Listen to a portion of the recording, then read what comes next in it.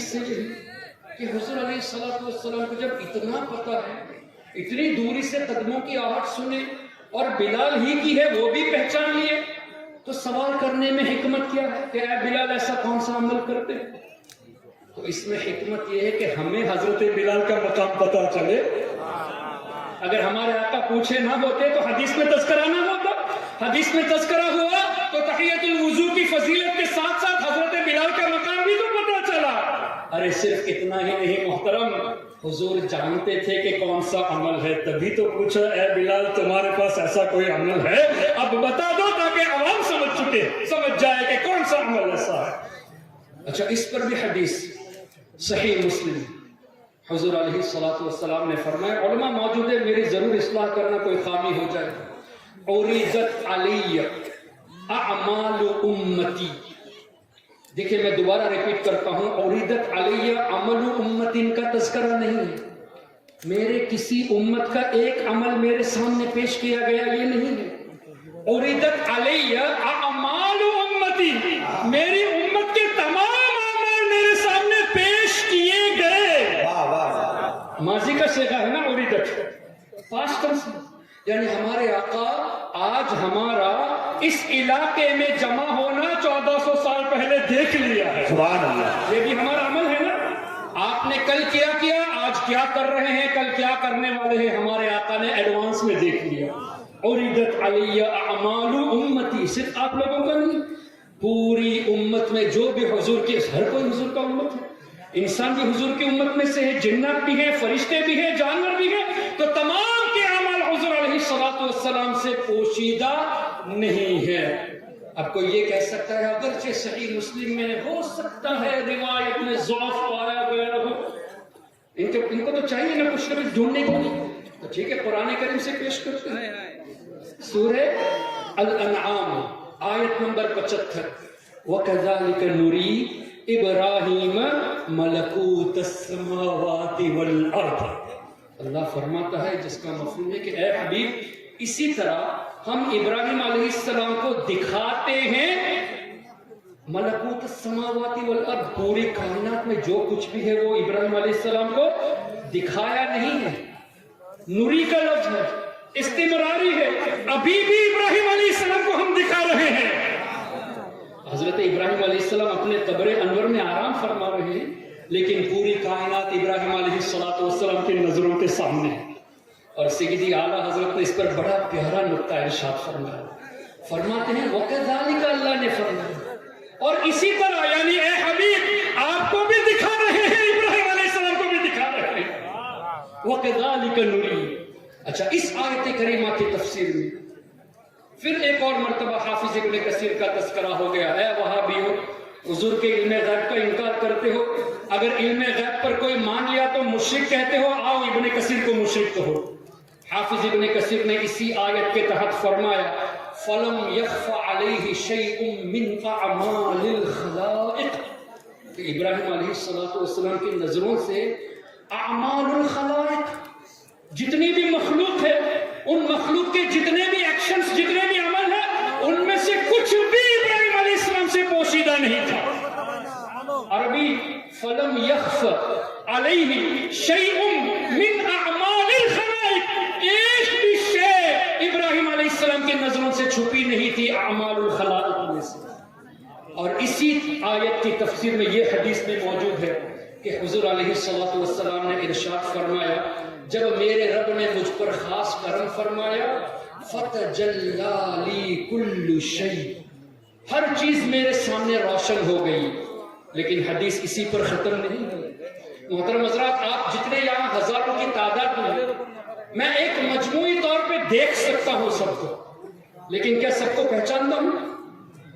آپ میں سے کتنے ایسے ہیں جنہوں نے مجھے پہلی بار دیکھا ہے؟ میں نے بھی آپ کو پہلی بار دیکھا ہے۔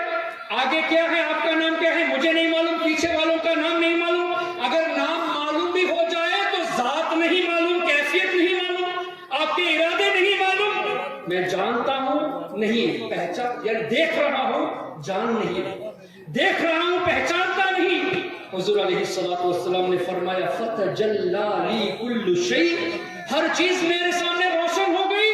وَعَرَفْتُ عرفتو، اور میں نے پوری کائنات کی ہر چیز کو پہچان لیا. حضور نے صرف دیکھا نہیں، وہ عرفتو کا لفظ حدیث میں ہے، میں نے سب کو پہچان بھی لیا. اللہ اکبر. کیا پتا چلا کائنات میں کوئی بھی ایسی چیز نہیں جو ہمارے آقا کی نظروں سے اوجل ہو. تبھی تو اعلیٰ حضرت نے فرمایا سر عرش پر ہے تیری گزر، سر عرش پر ہے تیری گزر، دل فرش پر ہے تیری نظر، ملکوت و ملک میں کوئی شے نہیں وہ جو تجھ پہ آیا نہیں. اب مجھے بتائیے یہ قرآن اور حدیث کی روشنی میں ہوا کہ نہیں کہ پوری کائنات کی ایسی کوئی چیز نہیں جو حضور علیہ الصلوۃ والسلام کی نظروں سے چھپی ہو. اور کوئی غیب کیا تم سے نہا ہو بھلا، ارے جب نہ خدا ہی چھپا تم پہ کروڑوں گرو. بہت اچھا بہت اچھا. تو میں یہ عرض کر رہا تھا کہ سنی اگر کوئی حدیث بیان کرتا ہے تو حدیث میں ہمارے آقا کی شان، صحابہ اہل بیت کی شان، اولیاء کی شان اور عقائد کے نکات بھی بتاتا ہے. یہی حدیث نجدی بیان کرتا ہے تو اسی موضوع پر اپنی نفسانی خواہشات کی وجہ سے اسی پر اکتفا کر کے عقائد کی کوئی بات بھی نہیں بتاتا. This is why we are to be away from the followers of Wahhabism. ہمیں ان لوگوں سے دور رہنے کی ضرورت ہے. یہ حدیث میں نے کب بتائی؟ جب حضرت صالح علیہ السلام کی اونٹنی کا تذکرہ ہوا تو اونٹنی جس کنویں سے پانی پی تھی اس میں اتنی برکت کے ہزاروں سال کے بعد آج بھی برکت موجود ہے. تو جس کنویں میں نبی پاک صلی اللہ علیہ وسلم نے اپنا لعاب دہن ڈالا، جس کنویں سے اولیاء کرام نے پانی استعمال کیا، اس پانی میں کیا برکتیں نہیں ہوگی؟ اور حضور علیہ السلام کی مبارک انگلیوں سے جو پانی جاری ہوا اس پر تو محدثون نے فرما ہی دیا کہ یہ پانی زمزم سے بھی افضل ہے. کیوں؟ آب زمزم حضرت اسماعیل علیہ السلام کے قدموں کی برکت سے ہے اور یہ پانی حضور علیہ السلام کی مبارک انگلیوں سے نسبت رکھتی ہے. تبھی تو اعلیٰ حضرت نے فرمایا نور کے چشمے لہرائے دریا بہے، انگلیوں کی کرامت پہ لاکھوں سلام. اور آگے یہ بھی تو فرمایا کیا ہے وہ ندیاں پنجاب رحمت کی ہے جاری واہ واہ، انگلیاں ہیں فیض پر، انگلیاں ہیں فیض پر، ٹوٹے ہیں پیاسے جھوم کر، ندیاں پنجاب رحمت کی ہے جاری واہ واہ. تو محترم حضرات، اولیاء کرام کی بارگاہ میں جو تبرک کے لیے چیزیں رکھی جاتی ہے، پانی رکھا جاتا ہے، وہ بدعت نہیں، وہ شرک نہیں. یہ مسلم شریف کی حدیث کی روشنی میں یہ بھی ثابت ہے. تو اب اگر آپ کے سامنے کوئی آج کے بعد یہ کہے کہ اولیاء کا یاد کرنا ضروری نہیں، اس کا مطلب وہ آپ کو اللہ کی رحمت سے دور کرتا ہے. اگر کوئی یہ کہے کہ اولیاء کے قریب رہنے کی ضرورت نہیں، تو بلا اور مصیبت سے دور رہنے کے ذریعے سے آپ کو دور کر رہا ہے. اگر کوئی یہ کہتا ہے کہ اولیاء دافع البلا نہیں، تو وہ زمین پہ رہنے کا حق بھی نہیں رکھتا. زمین بھی قائم اولیاء کے سبب سے، وہ روزی کھانے کا بھی حق نہیں رکھتا، اس لیے کہ روزی بھی اللہ تعالیٰ اولیاء کے سبب سے عطا فرماتا ہے. اتنی کلیئرٹی کے ساتھ جب احادیث طیبہ موجود ہے، اس کے بعد بھی اگر کوئی اولیاء کرام کے تعلق سے الٹی سیدھی باتیں کرتا ہے، اس کا مطلب ہمارے نوجوانوں کو، بھولے بھالے لوگوں کو وہ عقائد اہل سنت اور اللہ تعالیٰ کی جو منشا ہے کہ اولیاء رحمت کا سبب ہے، ان سے آپ تمام کو دور کرنے کی کوشش کرتے ہیں. اسی لیے آپ تمام پر ضروری ہے کہ اللہ کے واسطے کسی بھی کوئی وہابی، نجدی، دیوبندی کی فالوورز کو دیکھ کر ان کی تقریر سننے مت چلے جائیں.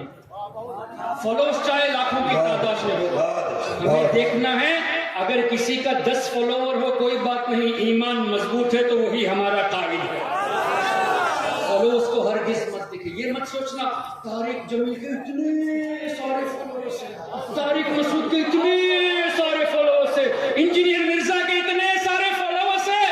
ارے فالوورز کو مت دیکھو، یہ دیکھو کہ اس کے دل میں عشق مصطفیٰ ہے یا نہیں. وہ حدیث پاک کو کس طرح آپ کے سامنے پیش کرتا ہے، یہ چیز دیکھو. اور ایک بات ہمیشہ ذہن میں رکھو، اولیاء کے خلاف بولنے والا وہ شیطان کا ویپن استعمال کرنا ہے، شیطانی ہتھیار استعمال کرتا ہے. دلیل چاہیے؟ حضرت آدم علیہ السلام کو جب اللہ نے پیدا فرمایا تو حکم دیا نا فرشتوں کو، وَإِذْ قَالَ رَبُّكَ لِلْمَلَائِكَةِ إِنِّي جَاعِلٌ فِي الْأَرْضِ خَلِيفَةً.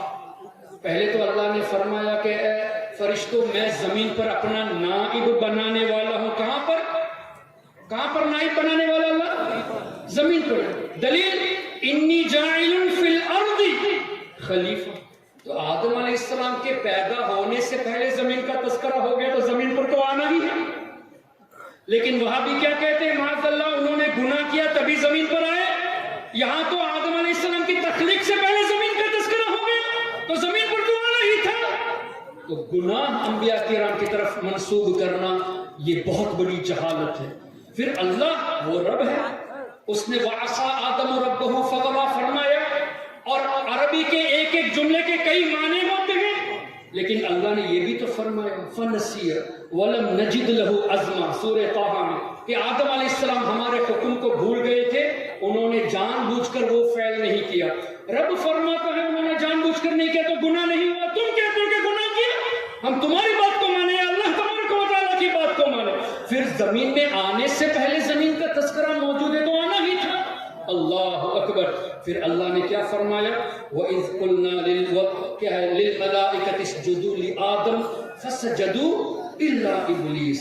تمام فرشتوں نے آدم علیہ السلام کو سجدہ تعظیمی کیا سوائے کس نے نہیں کیا سجدہ؟ کیا وہ فرشتہ تھا؟ تو حکم تو فرشتوں کو ہے.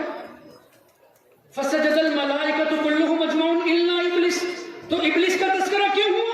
تو مفسرون فرماتے ہیں ابلیس فرشتہ نہیں ہے, لیکن چونکہ فرشتوں کے ساتھ گل مل کے رہتا تھا, فرشتوں کو پڑھاتا بھی تھا, اس لیے اس حکم کے زمرے میں ابلیس بھی شامل ہو گیا تھا. اب ابلیس نے کیا کہا یا اللہ میں کیوں سجدہ کروں, خلقتنی من نار وخلقتہ من طین, تو نے مجھے آگ سے پیدا کیا اور آدم علیہ السلام کو مٹی سے. انا خیر من, میں ان سے بہتر ہوں. اور یہی قاسم نانوتوی نے تہذیب الناس میں لکھا کہ امتی کبھی کبھی عمل میں نبی کے برابر ہو جاتا ہے, کبھی نبی سے بڑھ جاتا ہے. تو یہ قاسم نانوتوی کو ذہن دینے والا ابلیس ہے. انا خیر من, نبی سے بہتر کہنا یہ ابلیس کا قول ہے. اور یہی بات قاسم نانوتوی نے تہذیب الناس میں لکھی کہ امتی کبھی کبھی عمل میں نبی سے بھی بڑھ جاتا ہے معاذ اللہ رب العالمین. لیکن انفارچونیٹلی آج بھی تہذیب الناس چھپ رہی ہے. براہین قاطعہ جس میں خلیل احمد امبیٹوی نے لکھا کہ حضور علیہ السلام کے علم سے زیادہ تو اللہ نے شیطان کو علم دیا ہے, اور یہ بھی لکھا کہ حضور کا علم ثابت کرنے جاؤ گے تو یہ ایمان کا حصہ نہیں بلکہ شرک ہے. عجیب سی بات ہے, حضور کا علم ثابت کرنا یہ شرک اگر ہے تو شیطان کا علم ثابت کرنا بھی تو شرک ہوا. لیکن یہ لکھا کہ شیطان کا علم ثابت ہے, حضور کا علم ثابت کرنا شرک ہے. اس کا مطلب شیطان کو اللہ کے برابر کر دیا. بھائی شرک اللہ کے ساتھ ایسوسیشن کرنا ہوا تو حضور کو علم غیب ثابت کرنا شرک ہے, تو شیطان کے تعلق سے بھی شرک ہونا چاہیے. لیکن ان کی جہالت دیکھیں, آج بھی وہ کتاب چھپ رہی ہے.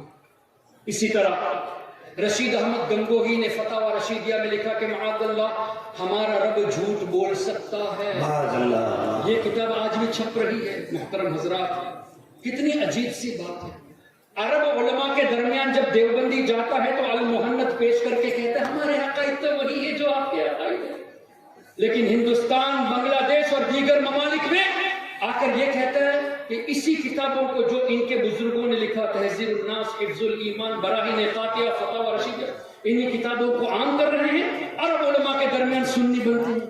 المحنت کتاب کو دکھا کر کے ہمارے عقائد وہی ہے, تو دیوبندی منافق ہوتے ہیں. ظاہر منافق ہوتے ہیں. یہاں ایک بات, وہاں ایک بات, وہاں اپنے کو سنی پیش کرتے ہو اور یہاں تمہاری وہی کتابیں چھپ رہی ہیں. الحمدللہ سنیوں کے اندر منافقت چیز نہیں. غلام رضا جو بھی ہوتا ہے سامنے بولتا ہے. اللہ اکبر. تو میں یہ عرض کر رہا تھا, ابلیس نے کہا انا خیر من, میں آدم سے بہتر ہوں. اللہ نے کیا فرمایا, اخرج, نکل جا جنت سے. وَإِنَّ عَلَيْكَ لَعْنَتِي إِلَى يَوْمِ الدِّينِ, اے ابلیس قیامت تک تمہارے اوپر میری لعنت ہے. پھر ابلیس نے ایک عرضی پیش کی. اب یہ نہ کہنا کہ دعا قبول ہو گئی. ابلیس نے کہا انظرنی الی یوم یبعثون, یا اللہ تو مجھے قیامت تک نہیں, قیامت کے بعد جب لوگ اٹھائے جائیں گے تب تک کے لیے زندگی عطا فرما. دعا قبول ہوئی ہوگی تو تب تک کے لیے زندہ رہتا نا. لیکن اللہ نے کیا فرمایا, فَإِنَّكَ مِنَ الْمُنظَرِينَ الی یوم الوقت المعلوم، صرف قیامت تک زندگی دی جائے گی، قیامت کے بعد اٹھائے جانے تک نہیں۔ جب قیامت میں سب کو موت آنی ہے، ابلیس کو بھی مرنا ہے۔ اب ابلیس نے کہا فبعزتک، اے اللہ تیری عزت کی قسم، لأغوینہم اجمعین، میں تمام لوگوں کو اے اللہ گمراہ کروں گا، الا عبادک منہم المخلصین، مگر اے اللہ تیرے نیک بندوں کو میں گمراہ نہیں کر سکتا۔ ابلیس جو لوگوں کو گمراہ کرنے والا ہے، وہ اس بات کا اعتراف کرتا ہے کہ اے اللہ تیرے اولیاء کو گمراہ نہیں کر سکتا، اور اللہ نے جواب میں کیا ارشاد فرمایا، ان عبادی لیس لک علیہم سلطان، بے شک اے ابلیس میرے جو نیک بندے ہیں وہ میری حفاظت میں ہے، تمہارا ان کے اوپر داؤ نہیں چلے گا۔